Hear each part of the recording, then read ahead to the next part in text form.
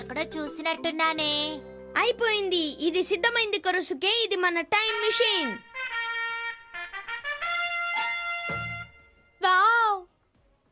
సరే, ఈసారి తప్పులు జరిగే అవకాశమే లేదు.